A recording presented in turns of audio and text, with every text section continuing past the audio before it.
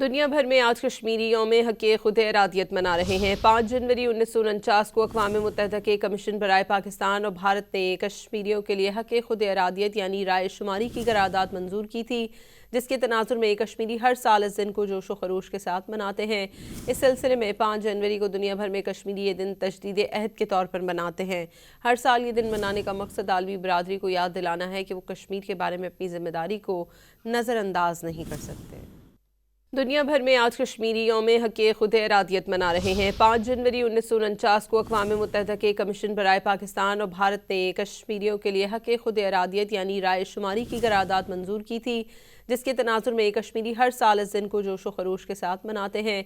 इस सिलसिले में 5 जनवरी को दुनिया भर में कश्मीरी ये दिन तजदीद अहद के तौर पर मनाते हैं।